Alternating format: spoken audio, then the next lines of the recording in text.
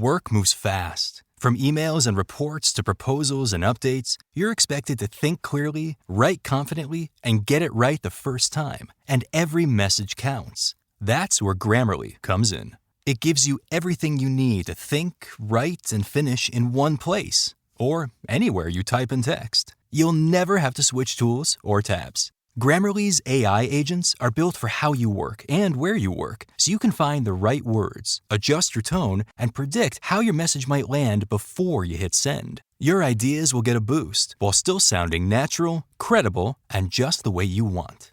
For nearly 17 years, Grammarly has been the standard for responsible AI. It's the premier writing tool that 93% of users trust to get more work done. In a world of generic AI, don't sound like everyone else. With Grammarly, you never will. Download Grammarly for free at Grammarly.com. That's Grammarly.com. Well, it's not it's the journey. It's the journey. It's not the destination. Because really, there is no destination. Like I think about no, it's the journey. It's the everyday. And it's the attitude and the willingness to learn that is really going to make you survive and thrive. Step into the world of success with Your Brand Amplified, the ultimate podcast designed to unravel the intricacies of thriving businesses. I'm your host, Annika Jackson, and I'm on a mission to uncover the stories, strategies, and secrets that have propelled entrepreneurs and business leaders to success. Stewart Cohen, you are really my perfect guest because you're a working creative and you're also a serious business person. And those, I feel like, tend to be some of my favorite conversations to have. So first and foremost, thank you so much for being on Your Brand Amplified. Absolutely. Thanks for having me. And actually, that's putting me in a pretty good place because it's not the norm. It's not the norm, but I do think people who are creatives, sometimes they don't have the business sense, but those who have both just really hit it out of the park. Like yourself. I mean, you're the owner of Stewart Cohen Pictures. You've captured compelling visual stories for Fortune 500 brands, ad agencies, editorial clients. You lead Superstock. It's a visual licensing company. So you bring a lot of depth and experience. And this is particularly interesting because I also teach digital marketing and digital media at the university level. So we are always talking about, particularly in a class I'm teaching right now, digital content direction. How much is professional? How much is user-generated? And where does AI intersect with both of those? So we may have to dive a little bit into that. But before we do, I really want to hear more about how you chose your line of work, what made you excited about what you do every day, and how you built this identity as a go-to person. Well, that's a lot all piled in one question. It is. I'm going to start at the end. What you're teaching and what's happening today is changing everything. So when we rewind back, it was a simpler time. I loved when I got into this, I got into it because I wanted to travel, meet people, see exotic things, and take great pictures. So I started out just doing stills before we started doing live action as well.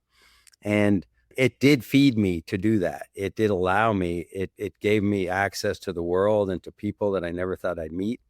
And it was just fantastic. It's fascinating. And out on the road a lot, which was fun. And in terms of running a business, of course, that became either you take care of your business part or you're not going to be around the next day. And I just kind of tended to like it as well. I enjoyed managing the day-to-day, even though I brought on staff really early on in my career. And I also took money off the table and invested a lot early on.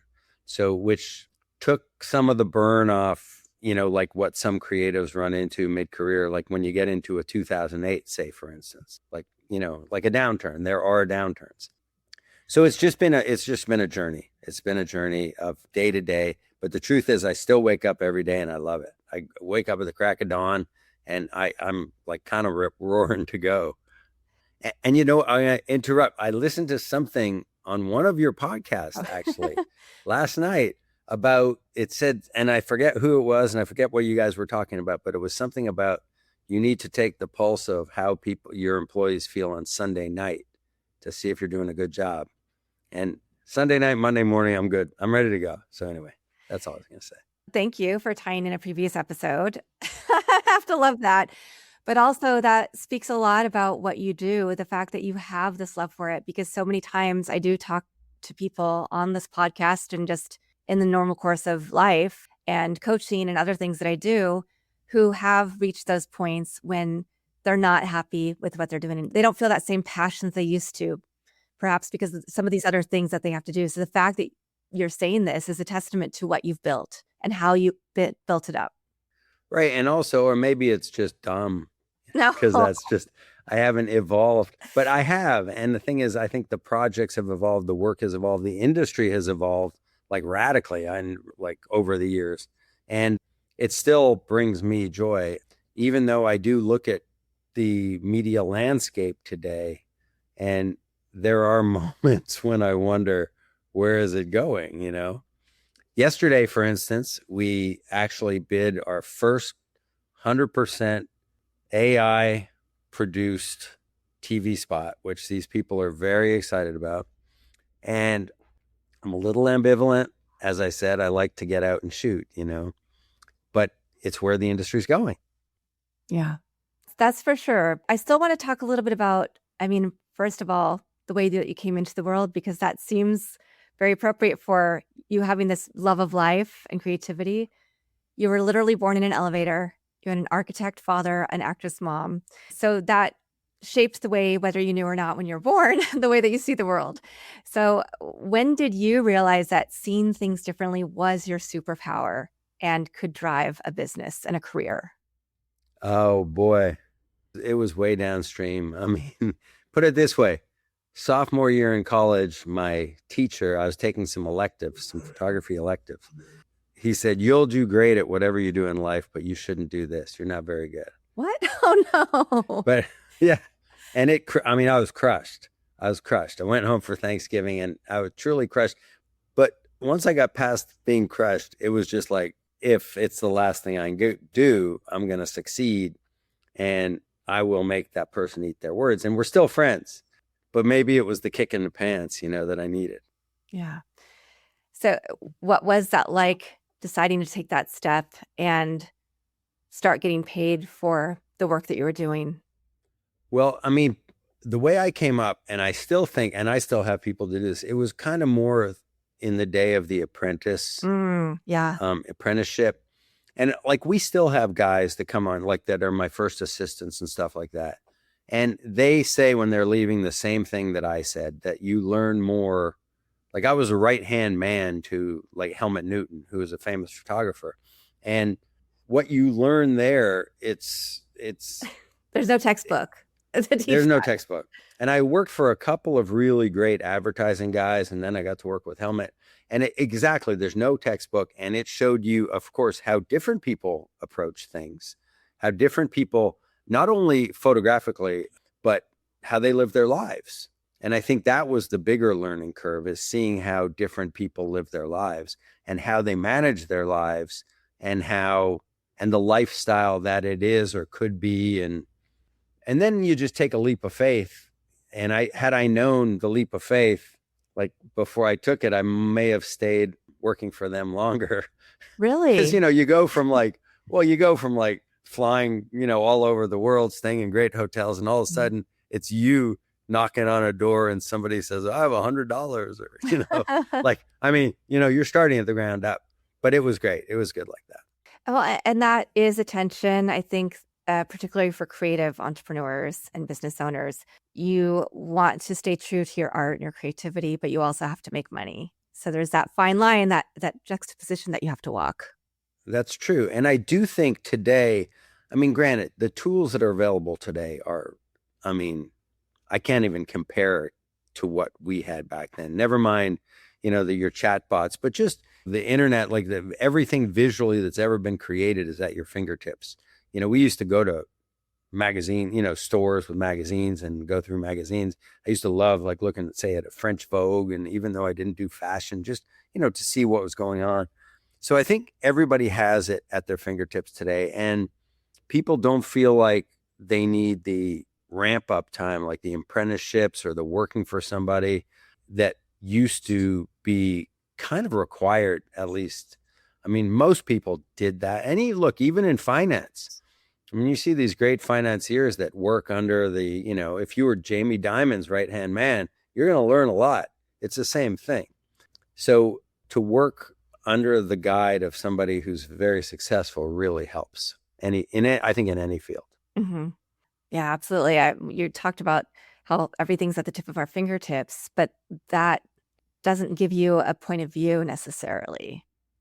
No, it doesn't. And it's not guaranteed that you can succeed just because you have that information.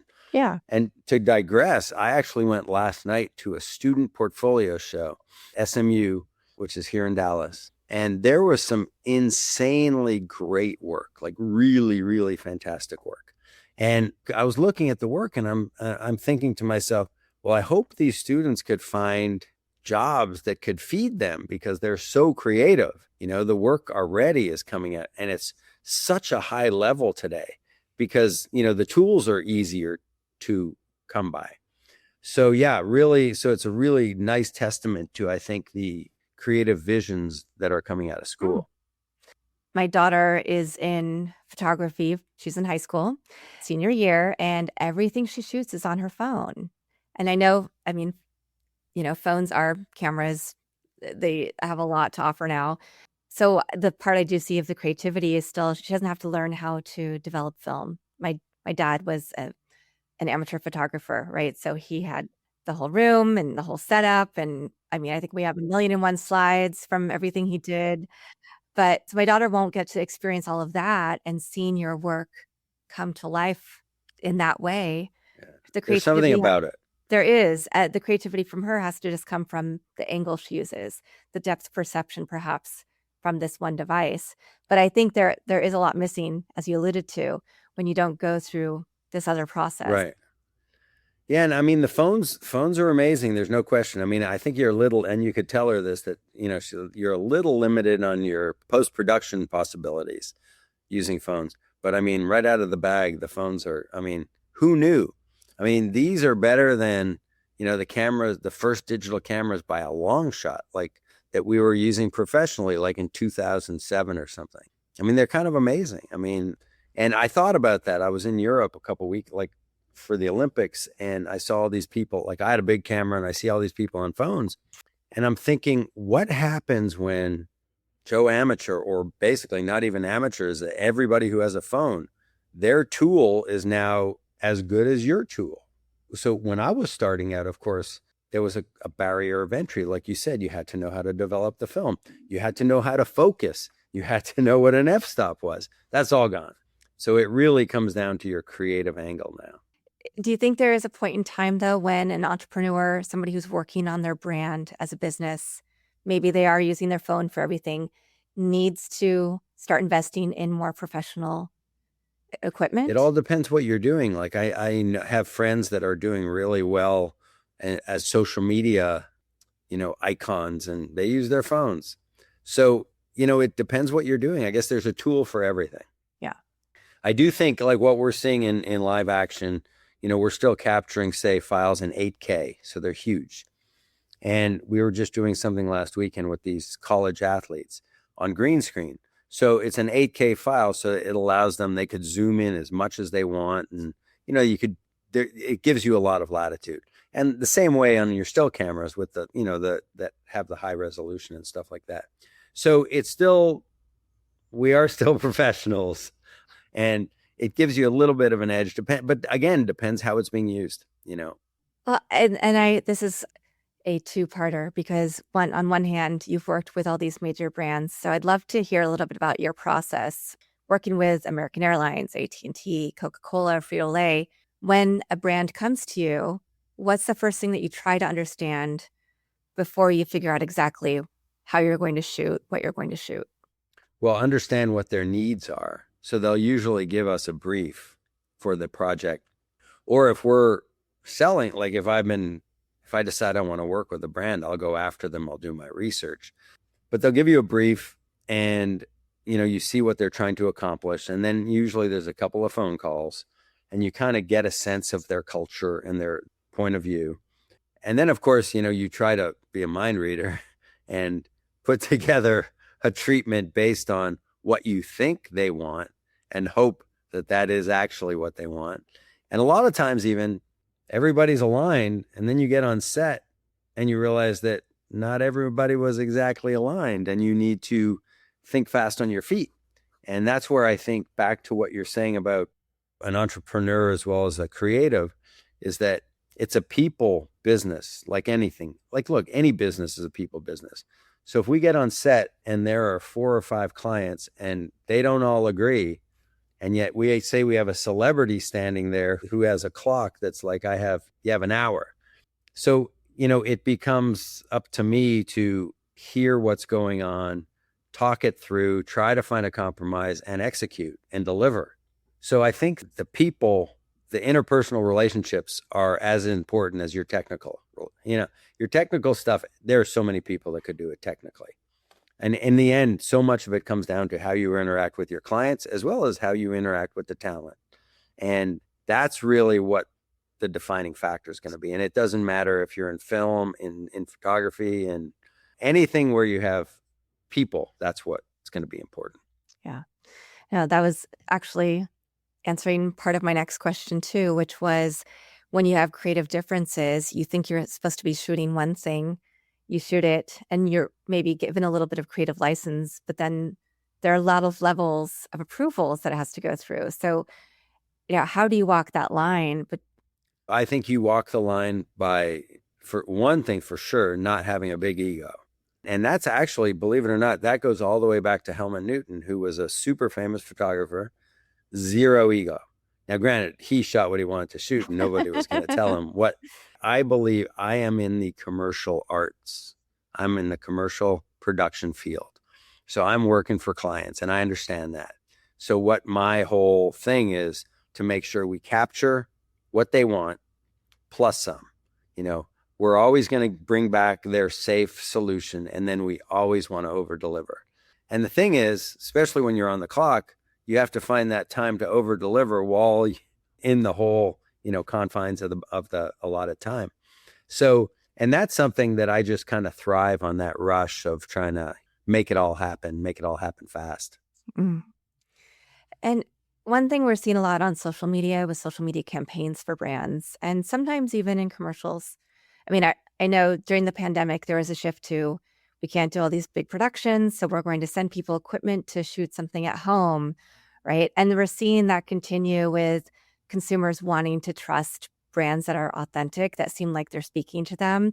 And some professionally produced content now made to look like user-generated. So is that affecting your line of work? Yes. I mean, I admit, yes. I will say, I think it was very successful when it was used.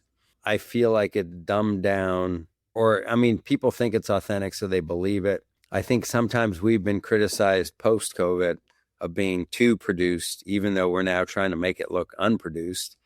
And I also think it opened the door to more people to get into the industry because it's authentic content. So they are just shooting with their phone, and that's what the brands want. So it kind of leaves us kind of out in the cold a bit, because it's like, oh no, that guy's shooting on his phone. That's perfect. That's all we want, that's perfect. Well, and with things like going from green screen to Unreal Engine to now AI, and you talked about how you are doing an AI project. What skills did you and your team have to learn, and how, and ethically, is that a dilemma for somebody who's had an amazing career, in traditional work? But everything we're doing is we're generating from scratch. So we're not like using other people's stuff.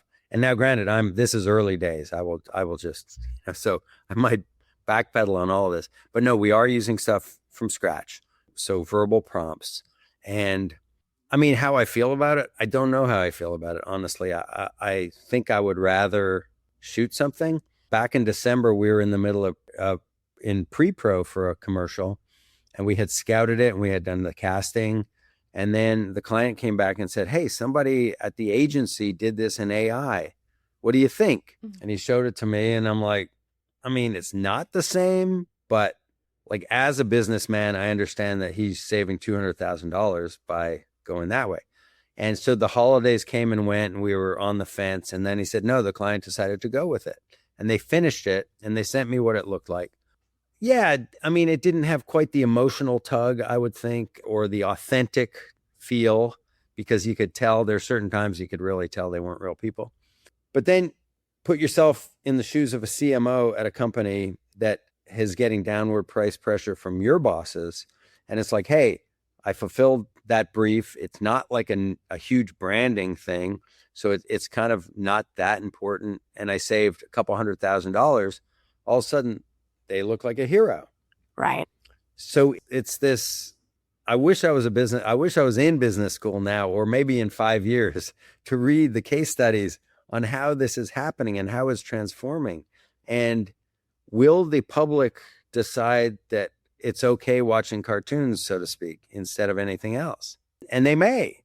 I mean, and if you're selling a Huggies commercial, do you really care? Does it really matter? Yeah. I don't know. Those are all good points and things I think we're all still trying to figure out. I mean, there are AI podcasts. I don't want to listen to one that's just AI. I want to hear those genuine conversations and see what rabbit holes they go down if they do, right?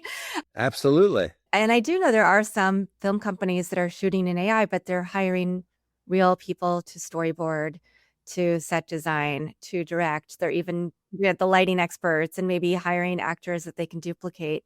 So my hope would be for the creative fields that there is a hybrid solution. Oh, no, I agree. And I think getting to the solution of what you want to shoot, people are using a lot of AI. And I saw a presentation recently for a company called springboards.ai. They're out of Australia, which for ideation, for ad agencies or creative teams, it was pretty amazing. Now I just saw the demo, but it was pretty amazing. And they're using it to storyboard. But then when you get to production, at least, a lot of people still want to shoot. Now, another thing, then you have the virtual walls, which is something else I don't have a lot of experience on. And like I said, I got into this to be out on the go and traveling and shooting on location and finding new places. So this, you're in a studio, but it looks real. So, your whole back wall or your whole nearly 360 in the ceiling is a video, and you create the midground, the foreground and the midground with your talent. And then the background kind of moves just like you're on set. Wow. And I mean, it's kind of cool. They're using it for a lot of car advertising now because, you could be driving down a mountain road or then on a highway.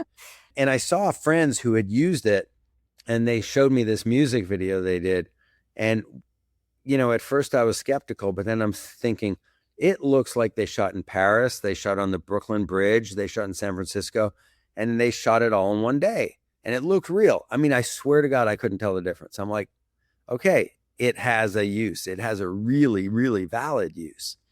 And, in the end, all that matters is what you put on the screen, right? If you think of a feature film, does it matter if they spent $200 million or $20 million? If it speaks to you, it works, right?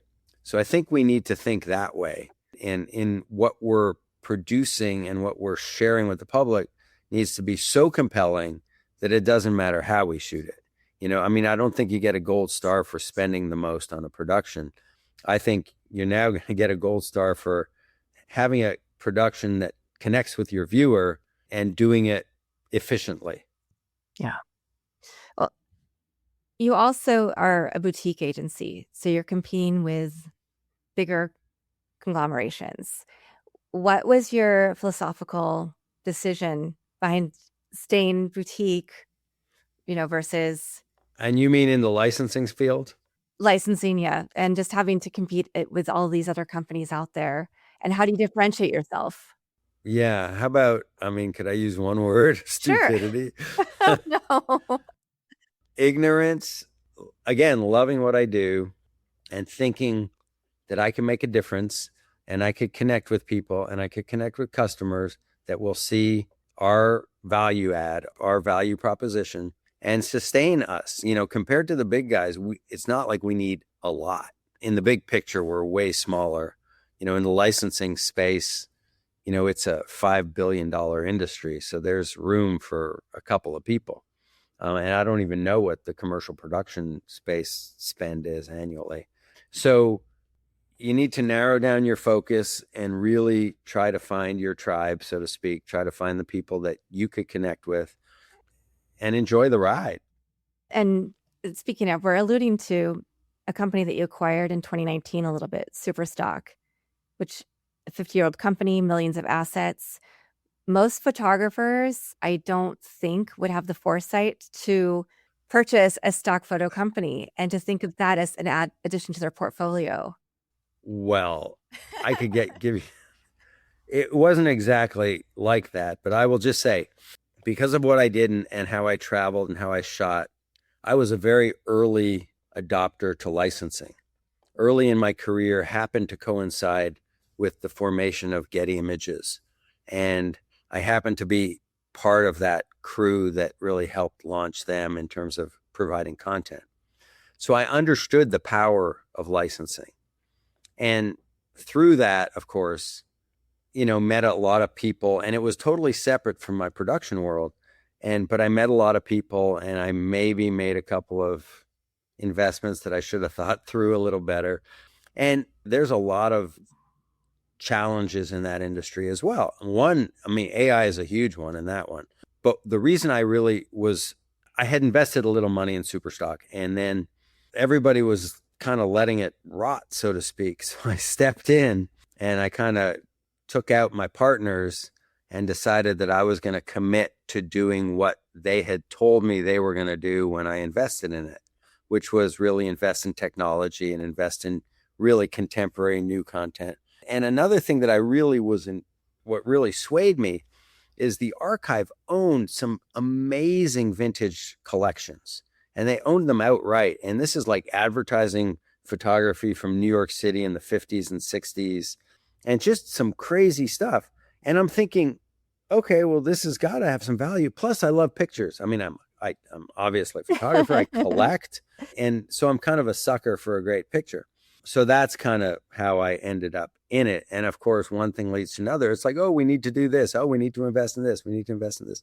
And we ended up acquiring a couple of other great collections now, which I'm very proud to own. Like one that was a family collection called the H. Armstrong Roberts that started in Philadelphia in the 30s.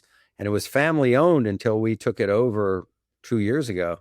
And it was 4 generations were involved with it. But there are stories, and this is part of our lives, right? Stories about the widow of the last family member who I ended up buying it from. She was showing me pictures from the 30s of the original H. Armstrong Roberts on taking pictures of his mistress, like in the 30s, like out west.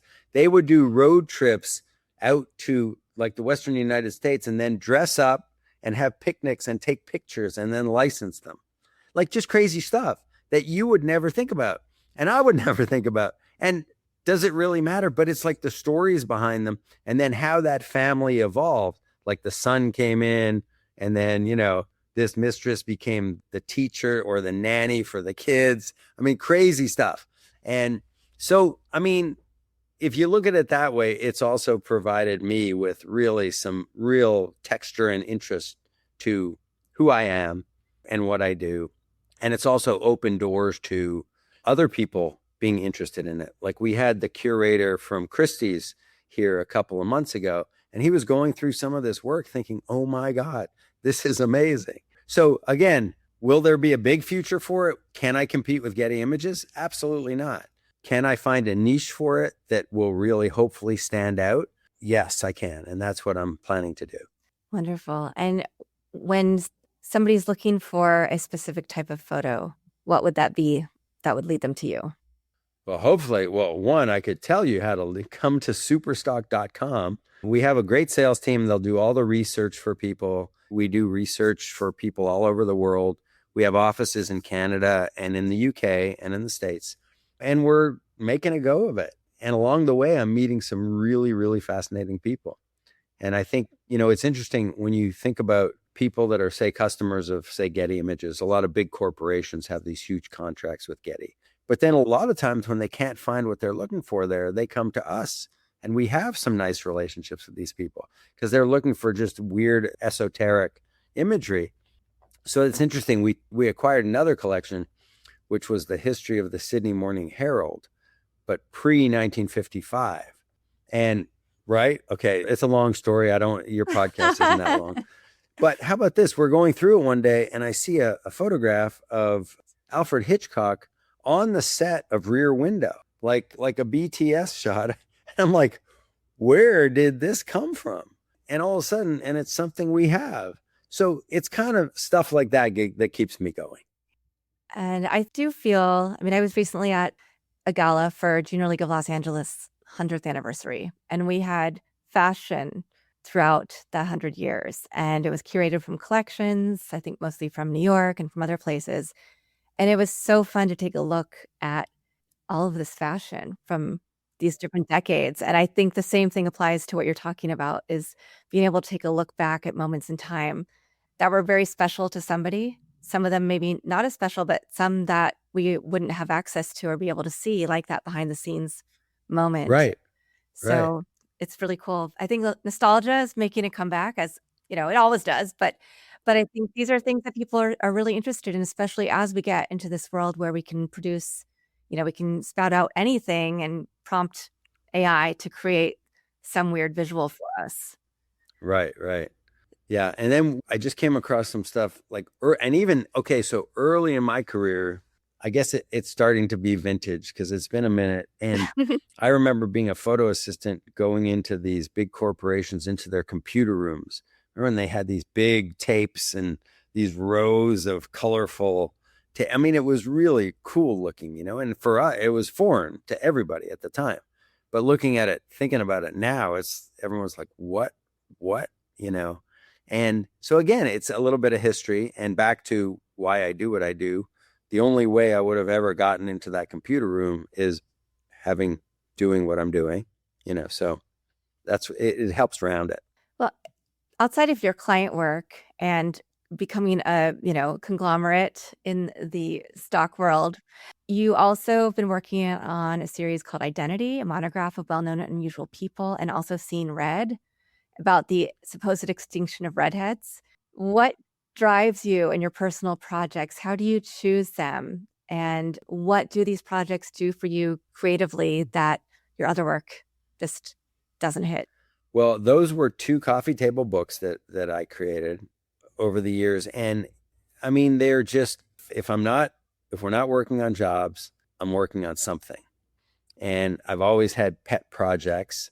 And at a certain point I said, okay, I need to focus. I need to do something that were lasting in the art world. Like I have less of a footprint in the art world than I do in the commercial world. As much as I love the art world and I collect a lot and we've sold some pictures, but like the Identity book was a testament. And I came up with this, I don't know how, but it's like, what if I just reach out to people and ask them if I could photograph them and have them write in their own hand what makes them unique as an individual, and print what their response, like in their writing on the next page, opposite it. And it turned out it was a great project. And I have some amazing rejection letters, like all the way, like really, as many people as we photographed, I have more rejection letters. Wow. And back in the day, when I started that, when did I start that? Because I still have some like faxes even. So, it was an older project.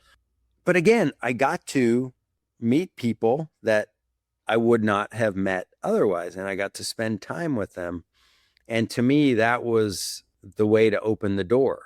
And even like, just say there, for instance, I was coming home one night from a job on a plane, and I was reading something, and I saw something about Sonny Barger, who was one of the founders of the Hells Angels, had just been released from prison and was living in Arizona. And so I get home, and the next morning I come into the studio and I put that piece of paper, whatever I was reading, on my producer's desk. And I'm like, let's see if we could go photograph Sonny Barger. And she made a couple calls. And next thing you know, we're flying to Phoenix to spend the day with Sonny Barger. So like, how else would that have come about, And the list is long. From, Jane Goodall. And there's some really, really fantastic names. And so that should tell you why. And, oh, here's a good one. One of the first ones And this is really what started me on the crazy project. So I was on a project actually in Venezuela with a producer. That's when Venezuela was safe still. And I was telling him about the book that I wanted to do and the project. And so we were drinking caipirinhas and writing down on a napkin who would be interesting people.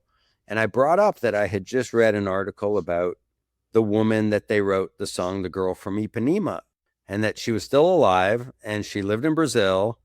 And I thought, well, she would be good. So this guy, I come back to Texas, he goes back to New York. And I said to him, I'm like, hey, if you line it up, I'll take you to Brazil. He calls me back in 2 weeks. He's like, we're going to Rio. So what you just got is a little glimpse of how I operate. I mean, it has nothing to do with profit in every sense.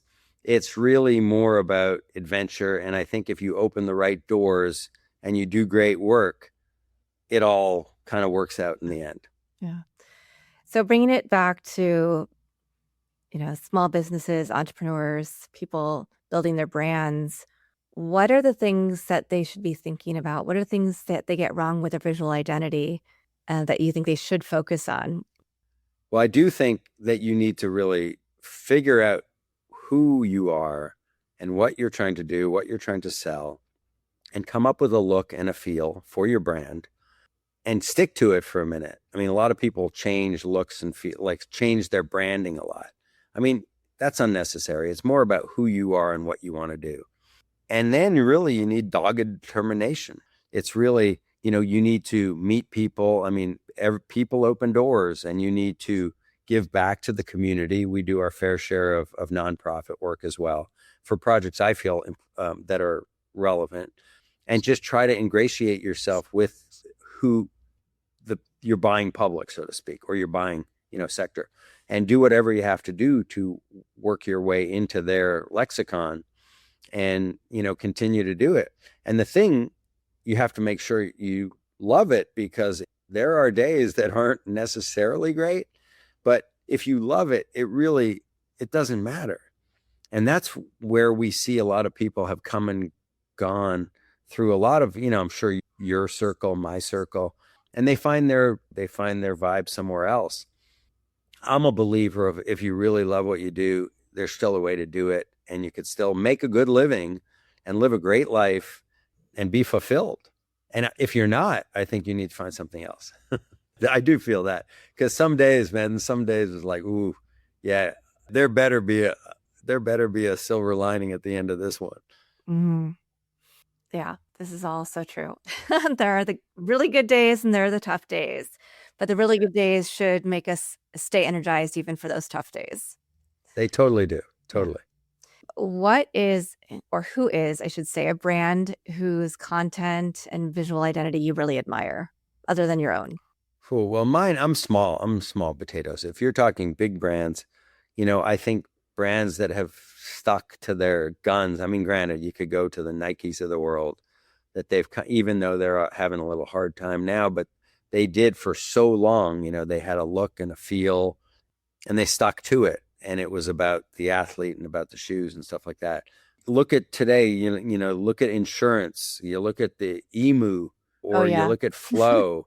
And these are brands that they stick to a look and feel. And granted, hang on, Progressive is the Emu, right? Progressive is Flow. Oh, see, I don't even know, but I know Flow and I know the Emu and again, the Mr. Chaos dude. And it's all insurance. And the insurance sector is really, they've created looks and feels, even though I can't name what the company is. Emu is from Liberty Mutual Insurance. Oh, right. Liberty. Yeah. Yeah. No, those are really great, because it's not just about large brands that we all know have the same identities, and sometimes try to switch them up a little bit. We've seen issues with Pepsi and with Coke with certain rebrands done, right? But the cleverness is what's sticking with us. And the juxtaposition of, like, we would not associate a gecko or Flow or an Emu with insurance. Right. But think about it. Here's the other thing. Even more than that is, I think they've stuck to it.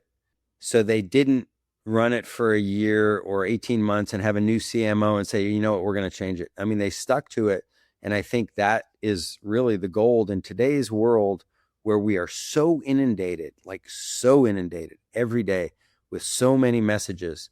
To remember any brand, I think for us as a general public, is really hard. Yeah. So I think everyone knows Nike, everyone knows Flow, I'm sure there are a bunch of other ones. Do you remember, okay, this is a couple years ago, and Mountain Dew, I think they messed up. Do you remember it was a Super Bowl ad? And it's stuck in my head, and I'm really dumb sometimes. It was the baby monkey, something like, it was a baby monkey puppy.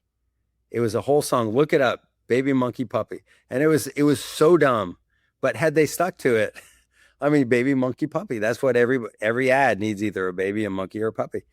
And I wish they had stuck with it, because I think it would have been a success. That's the one I think that got away. So anyway. Nice. So, but yeah, that one certainly was unique. And again, like you said, not sticking to things. And that makes me even think about Coca-Cola sticking to the kind of holiday ad that they do, but switching it to an AI ad. People did notice the difference, right? It still did give people like, wait a minute, this doesn't feel as good or as heartwarming. Yeah. Well, Coke's, listen, they're huge and they're obviously successful. I feel like they've made some missteps along the way. Remember when they did the new Coke? And they've done some iterations over the years, but look how long they've been around, And I guess they keep trying things. And I understand the AI attempt, we're talking about it, but does it take away from it? And again, this goes back to the authenticity. And do you feel it? Do you get, like a Hallmark ad? You're not feeling that from an AI spot, What is the best piece of advice that you received when you decided to start a creative agency? Ooh. Well, it's not it's the journey. It's the journey. It's not the destination. Because really, there is no destination.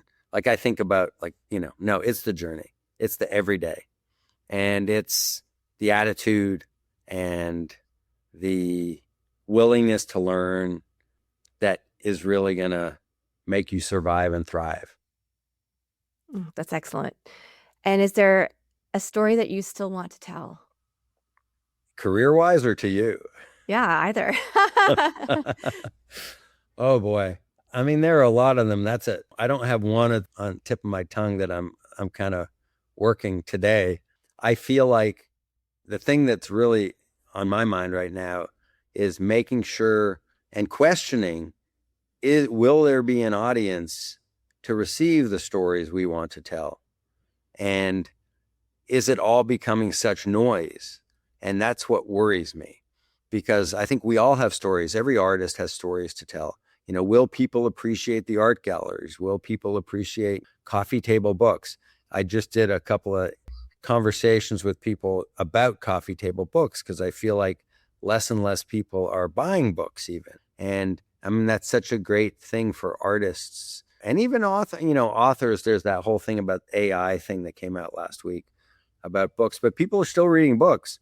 But are people looking at fine art coffee table books? I don't know. So anyway, that's what's on my mind. I hope that everybody still feels the need to be fulfilled by the arts and wants to consume them any way they see fit, because that's going to allow artists and creative artists, commercial artists all over the place to continue to thrive.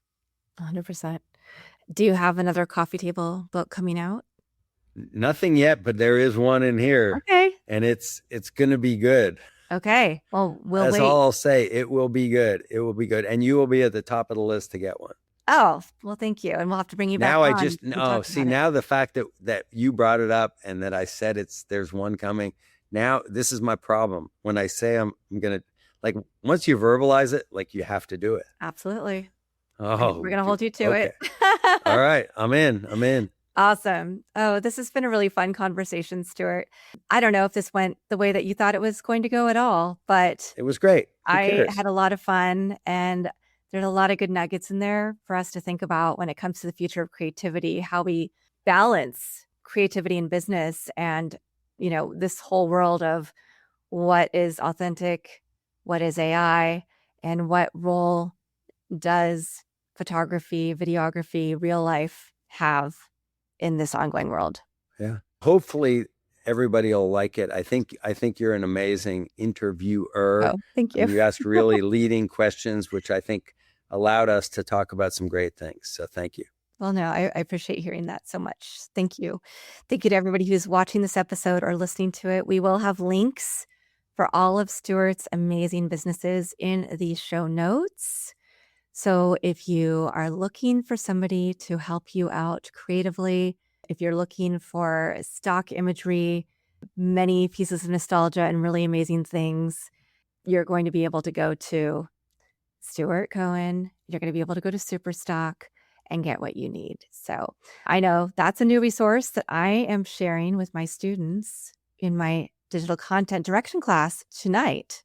So actually, we have a student program that if it's doing it for school projects, it's free. Oh my gosh. So I will hook you up with that. Okay. I will happily accept that hookup for my students. Yeah. So thank you. Yeah.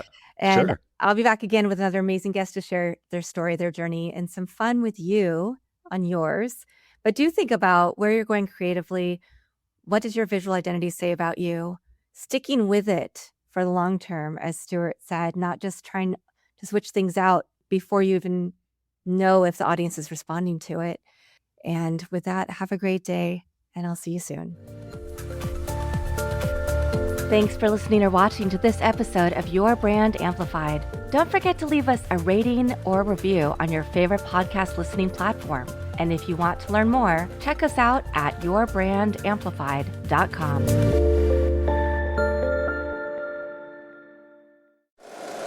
If you like the show, please take a moment to rate, review, and subscribe. It really does help the show to grow.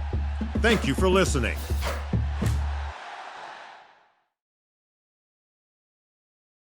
If you're serious about leadership, legacy, and building wealth with structure, you need to check out the CJ Moneyway Show.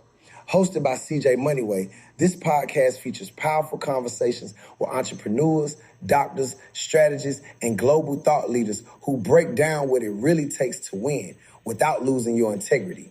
This isn't surface motivation. It's discipline, clarity, execution. If you're ready to think bigger, build smarter, and lead with intention, tap into the CJ Moneyway Show, available wherever you get your podcasts.